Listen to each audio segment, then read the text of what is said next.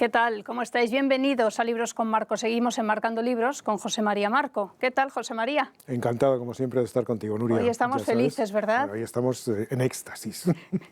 Está es con verdad, nosotros, y es verdad. Está con nosotros Albert Boadella. ¿Qué tal, Albert? Bienvenido. Muchas gracias, muy bien, estoy bien. Se te acumulan las celebraciones. Bueno. 60 años en la profesión artesana. Acabas de publicar este libro, Albert Boadella, Joven, no me cabré, contra el infantilismo progresista de la sociedad actual, publicado por Ediciones B. Sí, la verdad es que se me ha acumulado el trabajo, ¿no? Porque he tenido que hacer una obra lírica, tuve que escribirla primero y junto al libro, y con eso pues agarré una lumbalgia muy importante por estar sentado, me ha obligado a hacer después muchísimo deporte. He dicho yo se te acumula, no sé si tengo que hablarte de usted. No, digo porque yo no quiero acabar como, bueno, sí, a ver, que acaba bien, ¿no? El discípulo, pero vamos, pobre. El discípulo, sí, el discípulo le hago llamar de usted para establecer pues una distancia protocolaria, ¿no? Porque entiendo que la práctica de un cierto protocolo en las relaciones humanas pues es una forma de lenguaje, ¿no? Y yo creo que hay una diferencia entre dar la mano, entre dar un beso, entre dar un abrazo. Hay toda una serie de gestos y de acciones que forman parte del lenguaje, ¿no? Que hoy tenemos tendencia a eliminar totalmente, ¿no? Y yo creo que eso, pues, para el lenguaje es un... O a eliminar o a exagerar desde el minuto uno. Porque ahora la gente ya no se expresa en me gusta, sino ahora se dice amo, amo. Ya directamente entras a amar las cosas. Estamos llevados por la pasión. Seguramente la sutilidad no es una de las cosas que estemos practicando en este momento. Hay una falta de sutilidad total y digamos, del gusto por las cosas delicadas y sutiles, ¿no? Bien, para presentar a nuestros espectadores, el libro Joven, no me cabré está articulado con una especie de diálogo entre un discípulo que va a tu casa, Albert, yo entiendo que eres tú, claro, que va a pedirte consejos para una especie de máster, ¿no?, o de tesis doctoral sobre el teatro, y según llega tú le pones como a Karate Kid a cortar raíces de los árboles, ¿sí?, pulir, sacar brillo, antes de pasar a lo que le interesa, que al parecer es saber más sobre el arte dramático, ¿no? Sí, el conocimiento del oficio, ¿no? Digamos, porque lo primero que hay que entender es que, en este caso, el teatro, como tantas otras cosas, son oficios, y son oficios artesanales, ¿no? Entonces hay una palabra que es muy delicada y que y al mismo tiempo muchas veces equivocada, que es la palabra crear, ¿no? En nuestro mundo se llama todo crear. Cualquier persona que hace pues un invento, una ocurrencia, pues ya he creado, ¿no? Yo digo que crear en arte es una palabra que hay que vigilar porque no se crea nada, se recrean cosas, se retocan ciertas cosas. Digamos, es un mundo artesanal, en el que aportas pequeños ingenios, pero nada más, ¿no? Porque todo lo tenemos detrás, todo lo tenemos en el pasado. Y por lo tanto, ¿cómo vamos a crear? ¿Cómo alguien puede decir, no, he creado esta pintura? Hombre, detrás tienes a Tiziano, a Velázquez y a los romanos, ¿eh? Por lo tanto, no es una palabra, no es buena indicadora, y sobre todo para la gente joven, para ese discípulo que viene a verme, que ya viene con el preconcebido de que yo antes hacía cosas revolucionarias y ahora pues soy conservador, por lo tanto un poco facha, ¿no? Ya viene, diríamos, en esta idea. Enhorabuena por el libro, es una preciosidad del libro. La situación del maestro y del discípulo, que es una situación clásica, ¿no? Pero también es una situación muy teatral, tal como la describes, ¿no? Tal como la está planteando. El discípulo viene buscando algo que el maestro no le puede dar o no le quiere dar, ¿no? O por lo menos tal como lo plantea el chico joven, ¿no? Y una de las cosas más bonitas del libro es que describe una situación de diálogo y acaba siendo el núcleo de una obra de teatro. Y es muy teatral desde el principio la relación entre los dos, ¿no? Eso me ha encantado. No esperaba menos, pero vamos, me ha parecido fascinante. Se podría convertir sería posible convertirla en una obra de teatro, ¿no? Sí. por lógica también, yo soy una persona pues, que mira las cosas a través un poco de un prisma teatral, ¿no? Entonces es lógico que cuando escribo se me va a veces, digamos, la mano en la teatralidad, ¿no? Incluso en anteriores libros también ha sido así, ¿no? También he colocado un poco situaciones dramáticas, ¿no? En este caso lo que hago es que no simplemente sea un diálogo, sino que hay acciones, es decir, que constantemente estamos hablando y haciendo determinadas cosas, ¿no? Es decir, que yo no he colocado ni una sola acotación, pero por la forma como hablamos y como le digo ciertas cosas, se muestra que o estamos de pie o estamos andando. O en el baño. O en el baño también. Bueno, en el baño, con cierta frecuencia. O yo haciéndole demostraciones de pintura contemporánea, ¿no? Quiero decir que quizás una trampa eso, ¿no? En la cual dije, no, ni una sola acotación, pero hay acción constante en medio del diálogo. Claro. A mí me ha interesado toda la parte, pues esos apuntes que das de técnica teatral, por supuesto, pero también, claro, es un repaso al signo de nuestros tiempos. Defines, por ejemplo, la progresía como unos cretinos perseverantes.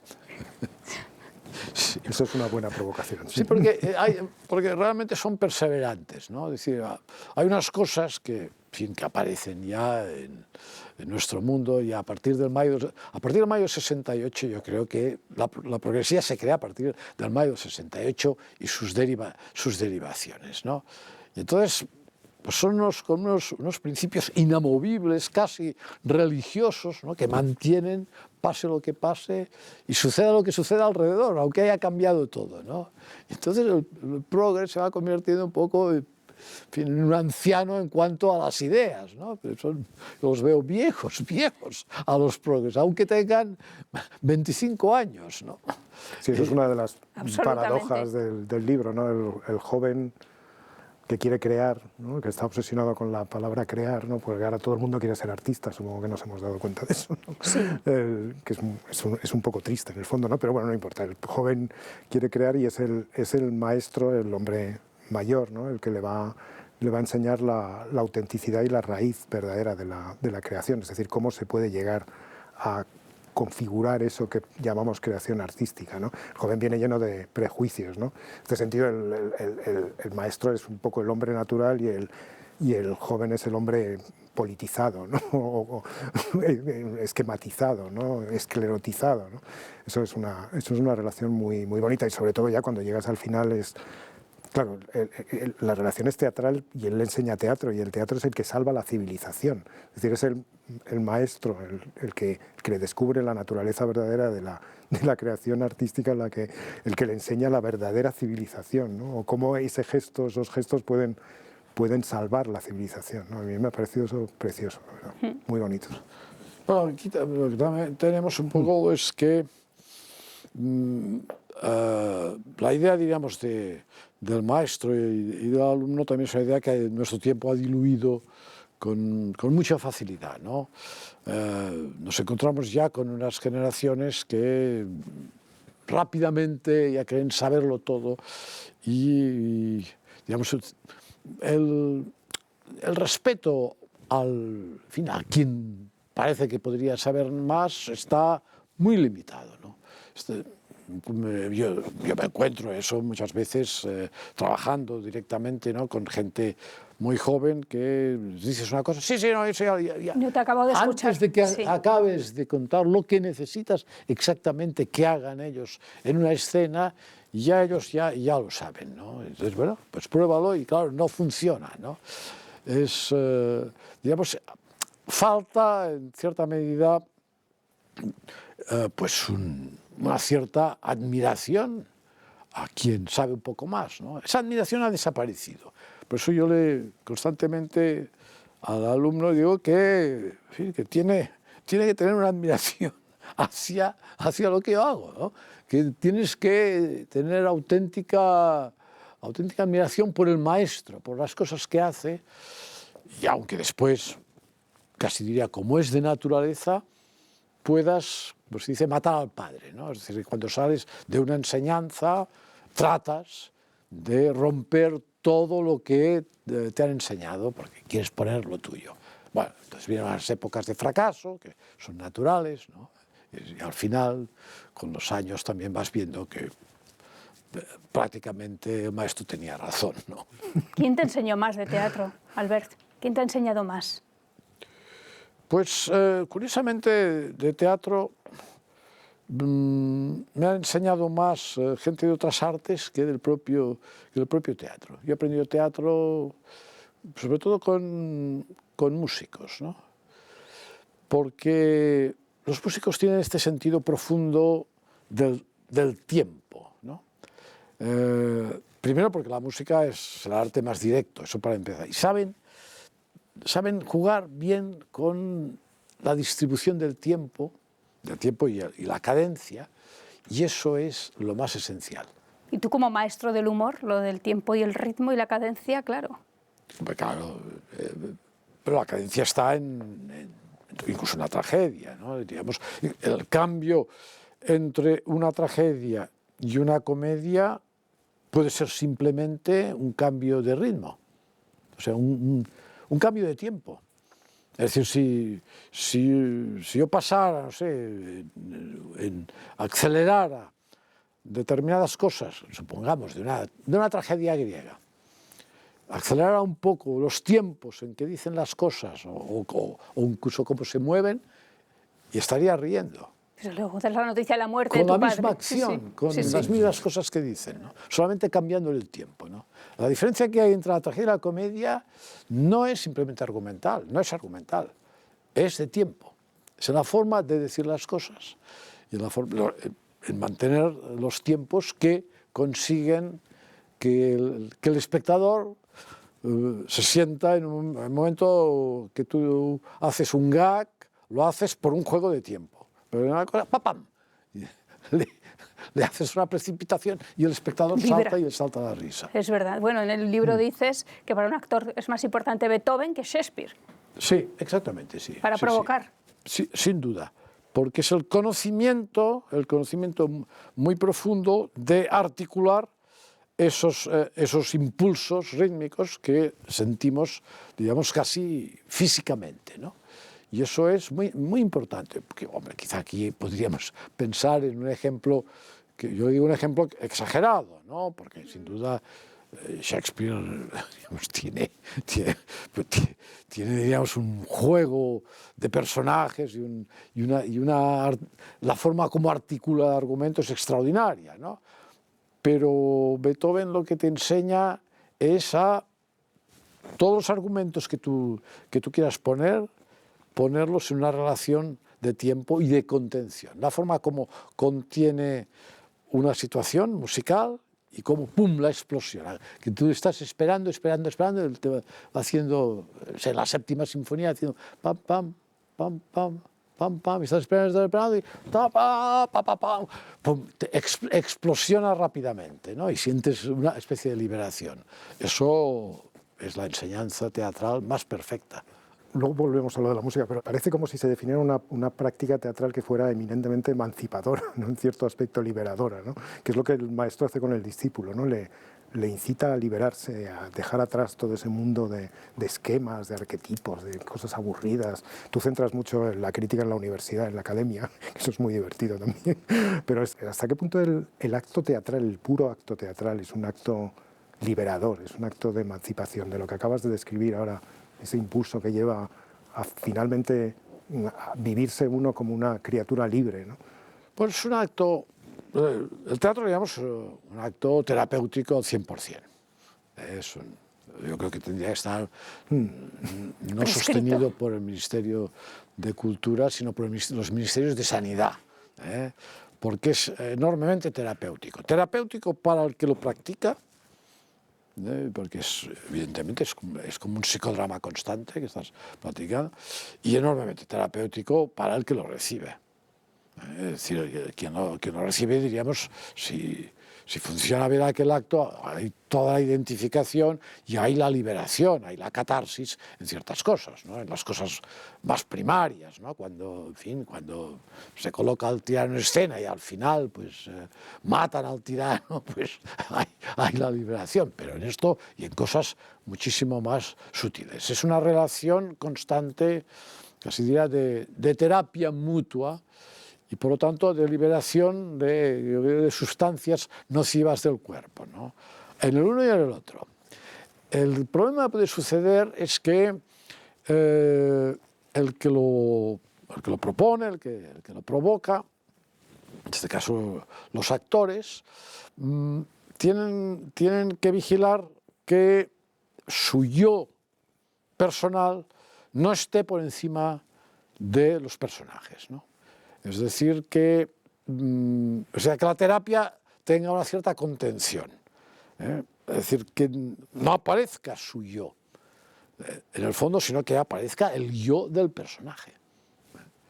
Y esto muchas veces en el teatro, sobre todo incluso por parte de los propios dramaturgos, de los propios directores, de los actores también, claro, tratan de hacer su terapia personal a unos límites excesivos y se olvidan de que el público es el sujeto a la terapia. Sí, exactamente. Claro. Eso sucede un poco con todos los artistas, y aquí pongo muchos ejemplos de artes plásticas, ¿no?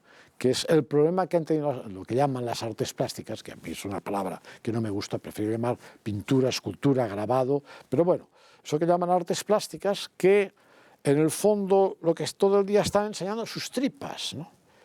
No retratan lo que está fuera de ellos. En fin, si cogemos los grandes pintores, pues ¿qué hacían? Pues el retrato de los reyes, de los príncipes, o simplemente de los burgueses, como el caso de Vermeer, ¿no?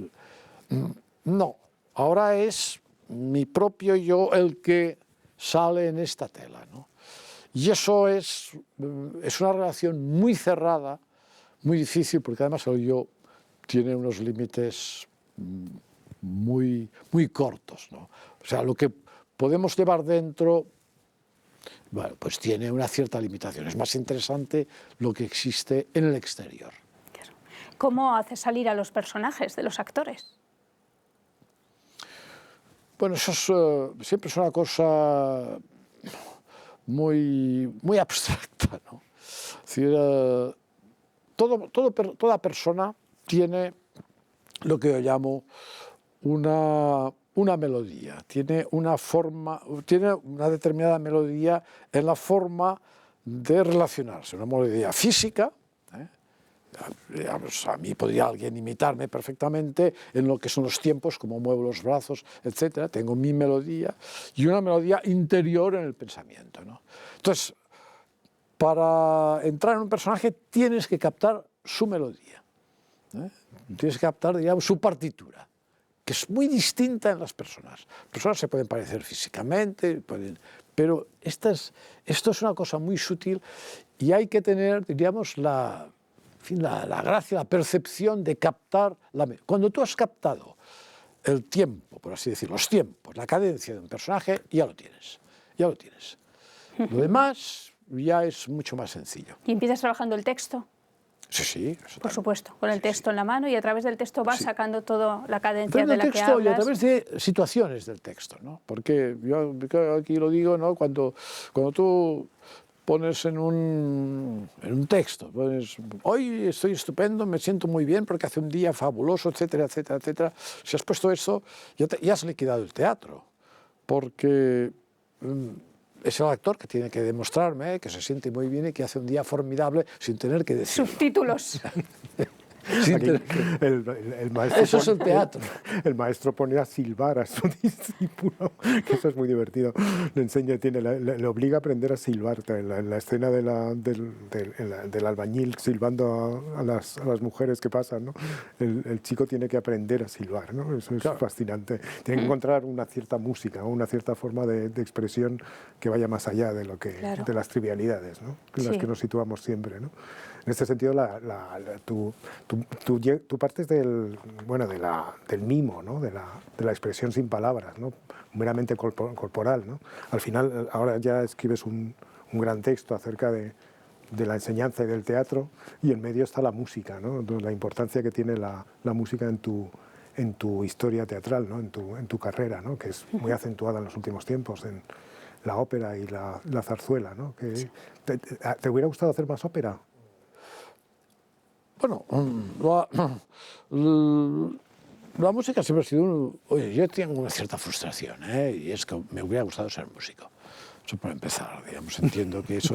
Eso es una frustración que llevamos todos, me parece, ¿no? Entonces, sí, yo siempre metía música por todas partes. Bueno, en Hubo President, cuando empecé con la expresión corporal, siempre estaba la música por detrás, sí. ¿no? O sea, era mi obsesión. Y con todos mis 50 años con el Joglàs, en todas las obras de Joglàs había música, y no solo música de fondo, sino música en la que los actores mantenían la cadencia musical. En ciertas cosas casi era como un baile, ¿no? Estaban en adagio o en allegro, estaban así, ¿no? Por lo tanto, hay una vinculación muy profunda. Lo que sucede es que a partir de un momento mi obsesión fue trabajar directamente con gente que la conociera muy profundamente, la música, ¿no?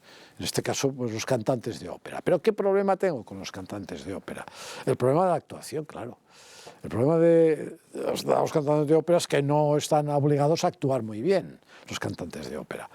Y cuando en la ópera existe el recitativo, que permite que no tengan que hablar, el sistema del recitativo, ¿no? O sea, no, ellos no tienen que hablar sin música, ¿no? Pero a mí lo que me ha gustado es tratar de que hablen y al mismo tiempo canten, palabra con música y sin música, ¿no? Claro, el traspaso de una cosa a la otra, eso es muy complicado. Y eso es, digamos, quizá mi aportación más importante a mi oficio, que es conseguir que pasen de una cosa a la otra y que el espectador no note, no quede, diríamos, sorprendido por el cambio, ¿no? Sino que en la forma como yo voy poniendo el texto y todo, el momento que la aparición del aria o la romanza entra de una forma natural y sale de una forma natural, ¿no? No está este contraste tan fuerte que vemos, pues, forma clásica en la zarzuela, que alguien está cantando y de golpe pues empieza a hablar y es como otro personaje distinto, ¿no? Y simplemente porque creo que el teatro, como me dijo hace muchísimos años un gran estudioso, un jesuita que había estudiado muy bien todo el mundo antiguo, decía, cuando yo le dije que me dedicaba al arte del teatro, me dijo, no existe el arte del teatro. Digo, no me diga, existe la poesía y la música. Esto es lo que usted llama el teatro, o lo que debería ser el teatro. Entonces pensé, como era muy joven, pensé, bueno, pues esto son cosas de... Claro. Una definición de la ópera puede ser esa, ¿no? La música y la literatura juntas, ¿no? Lorca lo tenía muy metido todo eso. Claro. Evidentemente, claro. Lorca y Lope. Y Lope, bueno, claro. Por poner un ejemplo, ¿no? Sí. Digamos, claro, ellos juegan, se te están entrando la palabra a través de la música, a través del verso, y toda la palabra tiene una entrada muy distinta. Totalmente. Digamos que no entra únicamente por aquí, ¿no? Entra por aquí y por aquí. Esto es eso es maravilloso. Bueno, y Shakespeare, claro, Shakespeare en inglés. Está también en el libro la cosa, el otro día más lo escuchaba en otro sitio y era una estudiante de Bellas Artes que vuelve a la facultad después a dar clase. Y lo primero que le llama la atención es que ya la facultad no huele a óleo. Ya los estudiantes están todos reunidos en círculo, hablando y debatiendo del arte, pero nadie se mancha las manos. Sí, eso es. Las artes. Y es que era todo teoría, y los jóvenes son teoría pura. Sí. Y las facultades son teoría y debate. Usted mismo empieza a pintar lo que usted siente. Eso es auténticamente es un suicidio, ¿no? Es decir, pinto lo que usted sienta. Oiga, primero copie a las estatuas griegas y romanas, aquello que se hacía antes, al carbón. Ni con pintura, sino empiece con el carbón, empieza a dibujar esas estatuas, ¿no? Es decir, empieza por por la esencia, ¿no? Yo siempre he agradecido que, como la juventud, esa parte de vanidad, pues cuando empecé a hacer teatro, el teatro que hay alrededor no me gusta. Voy a hacer otra cosa distinta, que es el mimo, y voy a hacer expresión corporal, que esto en silencio. Bueno, digamos, es la insensatez que tiene a veces la juventud, ¿no? No, pero esa insensatez, pero que tiene esta es ventaja, importante. que sales por la tangente, y eso fue una escuela magnífica. Solo tenía el cuerpo para expresarme. Después un día puse un grito, otro día una onomatopeya, 3 años más tarde una frase. O sea, y fui aprendiendo todos los elementos que forman parte y que, digamos, que vuelven al mundo del actor y al mundo del teatro, ¿no? Un aprendizaje sobre la marcha que fue extraordinario. Para mí fue una suerte esta salida vanidosa, en el fondo, ¿no? Porque mirar alrededor lo que había de teatro, no, esto no me gusta. ¿Cómo llamas al Reina Sofía? Tanatorio de las Tanatorio. artes. Tanatorio. ¿Y el Guernica qué te ha hecho, Albert? El Guernica, digamos que es un icono, magnífico icono, sin duda, ¿no? Y la gente quizá por eso veneran como icono, porque imaginan lo que se le ha querido decir, ¿no? Se ha querido decir, pues tampoco no representó, y se sabe ahora perfectamente que no tenía nada que ver con Guernica, tenía que ver con la muerte de Sánchez Mejía, etc. Entonces Picasso, que era muy listo, hizo sus arreglos, supo venderlo muy bien. Bueno, pero bueno, esto es lógico que suceda, el lado iconográfico de la historia, pero el lado artístico es otra cuestión. El Guernica, diríamos, pictóricamente no es una gran pintura. Digamos, es lo que yo llamo una ocurrencia bien hecha, hecha por una mano. Picasso tenía una mano de oro. Bueno, empezó con dibujo clásico, o sea, pintura clásica. Maravilloso. Sí, maravilloso. Maravillosa mano, diríamos, ¿no? Pero al mismo tiempo, pues quizá porque tenía una mano maravillosa, yo creo que se aburrió. Diríamos, le sucede a muchos artistas, sí, es verdad, que tienen una facilidad tremenda y frivolizan su vida, ¿no? Y eso yo lo he conocido, esto, ¿no? En pintores, en actores, hay actores que al primer ensayo ya te encuentran el personaje, pero cuando eso sucede yo ya desconfío, porque sé que no pasarán de un límite. En cambio, los que sufren, el mejor actor que yo he tenido, que es Ramón Fontserè, que hizo el Pujol y que hizo tal y tal, le cuesta una barbaridad. Qué bueno. Tengo que trabajar con él muchísimo. Sufre muchísimo. Nadie lo diría una vez. No. Sufre muchísimo. Pero el resultado es fantástico. Bueno, es que fue Pujol. Sí, era increíble. Y con la bola esa. Era increíble, como Chaplin. era extraordinario. Ahí había ese momento musical. Sí, exacto. Claro. Que recuerda, al pasado. Claro. Y llegamos al momento en el que los personajes ya han llegado a ese punto de autenticidad o de verdad, ¿no? Gracias al trabajo teatral se revelan, ¿no? Pero se revelan drásticamente. Estoy pensando en Cipión y Berganza al final de la adaptación tan bonita del Coloquio de los Perros, cuando se niegan a salir de la jaula, ¿no? Y más bien cuando llega el animalista a emanciparlos, a sacarlos, porque vienen 2 activistas, ¿te acuerdas? 2 activistas animalistas los llevan a sacar de la perrera donde están metidos, y Cipión y Berganza dicen que no quieren salir y se vuelven y casi les muerden, que es muy divertido. Me recuerda de otro momento que me gustó mucho de las memorias de un bufón, cuando dices que echabas de menos, llegaste a hacerte adicto a aquellos exámenes que se hacían en Barcelona, que daban carnet, ¿te acuerdas? Eso es absolutamente maravilloso. Sí, claro, porque lo que desde la posmodernidad o la modernidad esta en la que vivimos se considera lo contrario de la creación artística, y que en el fondo es lo que mantiene la llama real de la creación artística, ¿no? Esa capacidad de resistencia, ¿no? de verdad propia, ¿no? Eso me encanta, ¿eh? Claro, los exámenes del sindicato... Es que esa escena del sindicato es impagable, ¿no? Sin duda, ¿no? Porque, digamos, la exigencia profesional es una cosa que también proviene por parte de los demás, por parte del público, ¿no? Digamos, yo creo que, por ejemplo, ahora esta exigencia ha bajado, ¿no? El público, por ejemplo, ahora el público no crea broncas en el teatro. Es verdad, no patalea. Yo había asistido en épocas estas de la época que había unas broncas impresionantes, unos pateos. Había obras que no acababan.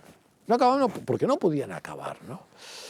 Bueno, esto, que por lo tanto era un público difícil y exigente, ¿no? Y esta propia exigencia te revierte en ti mismo, ¿no? Claro, te planteas, hombre, si es que un público te pega una bronca en el teatro, estás obligado a plantearte lo que sea, ¿no? La cosa es que un crítico te diga lo que sea. Bueno, esto es una opinión personal, tal, podrás pensar que la deformación profesional, etcétera, etcétera. No tienes muchas excusas, pero que un público te silbe una obra o te patea una obra, pues algo tienes que replantearte, ¿no? Bueno, ahora es al revés. Es al revés. Que te das cuenta si te patean o si hay un sector del público que te patea es porque ese sector del público es conservador y tu obra es progresista. Y entonces el pateo vale su precio, ¿no? Ahora estamos ahí, hemos llegado a ese punto, ¿no? ¿Cómo hemos llegado a esto? ¿Qué ha pasado? ¿Cuál es tu visión de llegar del... Eso de lo que se manifiesta muy bien en tu libro, ¿no? El chico viene buscando lo subversivo, pero el maestro se entiende perfectamente que el chico ya no está pensando en una puesta real, ¿no? En una puesta en cuestión real de las cosas, sino en reproducir arquetipos, en reproducir ideas que les han inculcado en la universidad, en la academia. ¿Qué ha pasado para que lo subversivo sea ahora lo oficial y lo académico? ¿En dónde nos hemos metido? Bueno, yo creo que es una tú lo has vivido muy responsabilidad de mi generación, ¿no? Esa generación que vivimos los presupuestos de mayo del 68, más o menos, ¿no? Yo creo que nosotros pensamos, hemos recibido mucho palo, mucha exigencia. Yo de niño me iba por la calle y me abofeteaba un vecino porque pensaba que había hecho, no sé, pero tenían derecho a bofetearte hasta los vecinos, ¿no? No solo tus padres, ¿no? Aquello era realmente dificultoso. Seguramente exagerado, ¿no? Porque la posición infantil a veces era especialmente dura y nosotros hicimos un cambio radical, abrimos todas las compuertas, ¿no? En vez de abrirlas con moderación, las abrimos todas las compuertas, en el sentido de la libertad, en el sentido de la educación, en el sentido de la sexualidad, en todos los aspectos, ¿no? Libertad, libertad, libertad significaba hacer aquello que te da la gana y la libertad, diríamos, sin unos objetivos concretos de esta libertad, ¿no? Libertad por la libertad, ¿eh? Cualquier cosa que rompiera con el pasado ya era lo mejor, ¿no?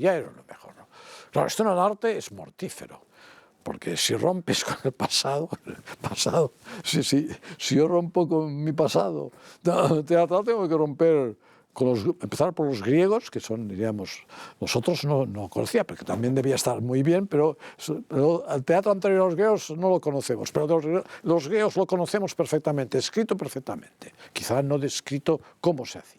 Entonces, tengo que romper con ellos, ¿no? Tengo que romper, claro, con los clásicos, con Calderón. Claro, esto, diríamos, esta dinámica es una dinámica en arte mortífera. Y en muchos otros aspectos de la sociedad exactamente igual, ¿no? Y yo creo que nosotros fuimos responsables de esto. Y creamos los reyes de la casa, estos reyes de la casa que, en fin, que era como si fueran únicos. Tener un hijo era ya una cosa lo más extraordinario que se podía tener. Bueno, está bien, es una cosa magnífica, pero digamos, ha sucedido siempre. Y ya en los parvularios, pues ya la educación estaba pensada así, después en los institutos, después ya en la universidad, digamos. En lo cual la exigencia y una cierta dureza, lo que yo llamo la doma, no se produjo. No se produjo doma. en estas generaciones. Y estamos sufriendo, yo creo, esta franja que va entre pues, la gente que pues ahora puede tener 40, 50 años, ¿no? Son mis hijos, ¿no? Esa franja que es la que ahora, en cierta medida, pues está en el mundo de la política, en los puestos dirigentes, pues hay una parte importantísima que no tuvo una formación de una cierta doma, de una cierta dureza. Y al primer golpe de la vida tiene que rápidamente refugiarse en la química, se queda desmontado, digamos, vive de tópicos constantes. O sea, yo creo que hay una franja generacional que la estamos sufriendo en el mundo, especialmente en el mundo de lo que es la dirección importante desde el punto de vista de la política, de la administración en sentido general. Pues yo creo que nos quedamos un poco pasmados de las ocurrencias legisladas que están haciendo constantemente, ¿no? Legisladas, auténticas ocurrencias, que pasan a ser ley, ¿no? Y que nos preguntamos, pero ¿a quién se le ha ocurrido esto, ¿no? Y es consecuencia de ello, ¿no? De gente que no han pasado este entrenamiento, ¿no? Hay muchos asuntos que tratas en el libro, pero yo creo que ya casi para acabar no podíamos dejar escapar cómo ves a tus colegas y cómo ves la mano del Estado en la cultura. Tiene que ver, las dos cosas tienen que ver, ¿no? Mis colegas, en general mis colegas, digamos, el problema que tienen es un problema de libertad. Son todos, digamos, de un solo sector ideológico, están todos en un mismo gueto ideológico, evidentemente todos hacia el mundo de la izquierda, pero más radical, ¿no? Bueno, que está bien, pero no hay del otro lado. Entonces, aquí hay un problema de libertad, ¿no? Esencialmente. ¿Por qué? Porque dicen exactamente lo mismo, siempre todos están en... A mí me parece, digamos, un desastre desde el punto de vista de lo que es la construcción de las obras, ¿no? Porque todas tienen ya un cariz determinado y ellos mismos aplican una autocensura a sí mismos que en determinadas cosas pues no les llamen el miedo, el pánico, que no les llamen fachas. Eso para un hombre de teatro es terrible que le llamen facha, ¿no? Yo siempre he estado muy contento que me llamen facha, no tengo ningún problema cuando me han llamado facha. He pensado, bueno, estoy en el buen camino, ¿no? Quiero decir que conservo cosas que pueden ser de interés, ¿no? Y entonces hay una lógica, ¿no? Es que los estados, especialmente el mundo de la izquierda, pues digamos, ha querido asumir la cultura como algo importante para lanzar el mensaje político a través de la cultura. Y pues como el caso ya soviético, diríamos, sería claro, extremo, máximo, pues sí, obviamente el Estado se ha convertido en el mecenas principal de la cultura. Eso significa pues tener las manos atadas. Tener las manos atadas porque nos han convertido en el fondo un poco en minusválidos, ¿no? En que si no estamos bajo la tutela del Estado, pues nuestra supervivencia se hace muy complicada, ¿no? Porque el propio Estado ha hecho todo lo posible, la demagogia de decir, no, es que el teatro puede ir todo el mundo, tiene que ser muy barato y tal. Pues sí, claro, pues ha hecho ese desastre que es que la gente no pague el precio real del producto, sino un precio falso del producto, ¿no?